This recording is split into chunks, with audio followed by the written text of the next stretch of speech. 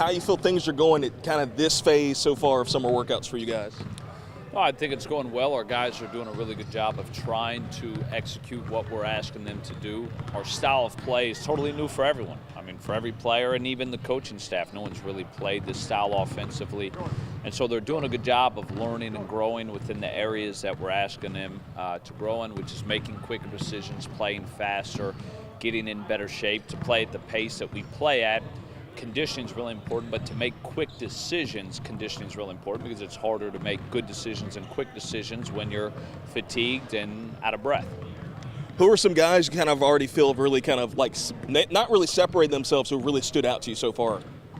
Well, all of them have stood out in different ways. Some of them stood out as being vocal leaders. Some of them have stood out with being examples of what we need as a leader in terms of their actions on the floor, how they communicate, how they interact with teammates, the way that they're approaching every single day. And then some of them are standing out, right, with how hard that they play. They may not be verbally communicating leadership, but what they're doing in terms of the examples of how hard they run, how hard they compete, are standing out. So each of our guys in some way, shape, or form are contributing values. Now we got to try to blend those, right? The guys that are playing incredibly hard but are nonverbal, we got to get them to talk more. Some of the guys that are communicating a lot, we got to get them to play harder. Then the guys that are bringing a lot of energy, right? We got to get them to have other players bring energy. You know, in terms of installing sets, everything you want to do inbounds, out of bounds plays, things like that, how far along do you think you guys are in terms of like installing a playbook, so to speak? The playbook, basically zero, because the way that we play is very conceptual based, right? It's all about reading space, managing space, attacking space, creating space. And so we want our players to understand what is the spacing on the floor and then how do we create an advantage. And so we play random conceptual offense, and so for them to learn what is the spacing on the floor, how do they create the advantage based off the spacing of the floor, then who are our trigger men and our connectors. And so those guys learning, this is where the ball is, this is where I am, this is how I create that advantage. So it's been all conceptual offense predominantly over sets and plays, and then we'll kind of put that stuff in August. And so it's them learning how do we play fast, how do we move the ball, how do we make the right decisions, how do we make quick decisions, then how do we create an advantage, keep the advantage, and then use the advantage offensively. I mean, it's a busy summer for you guys, to say the least. I mean, no workouts here.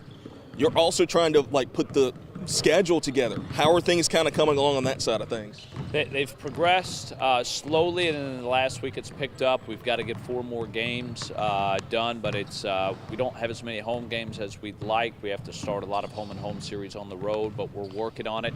We do have a home Thanksgiving tournament locked in here where we'll play Jacksonville State and North Dakota State at a home Thanksgiving tournament, Thanksgiving week here, which will be really good.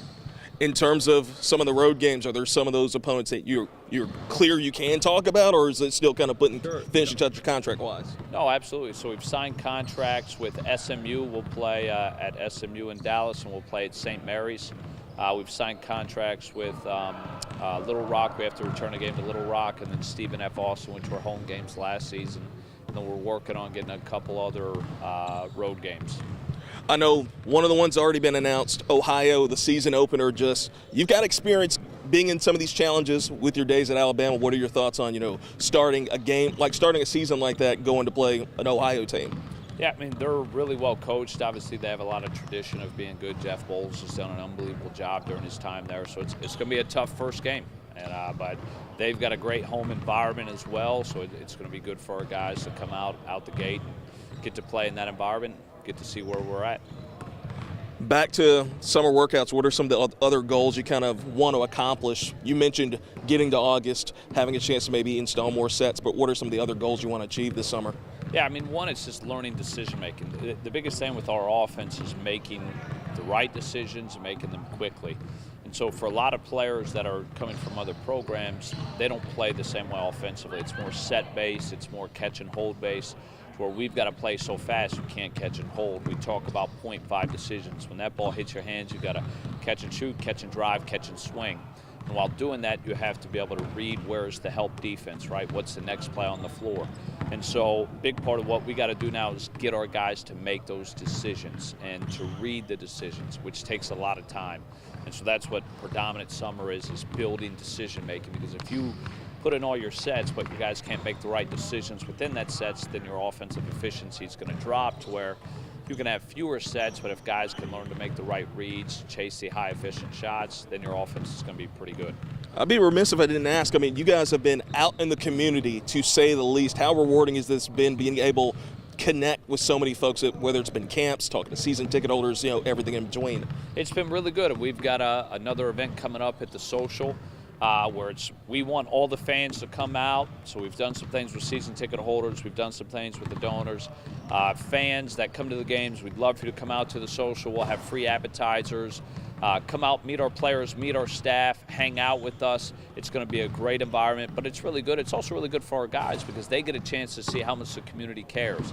And it's a great way for our guys to build relationships and create that emotional connection with the community, because all the players are gone, right?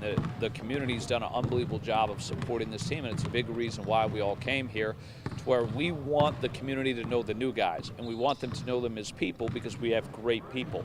And I think when they get a chance to know them, they're going to be packing out the games, and that's what we need.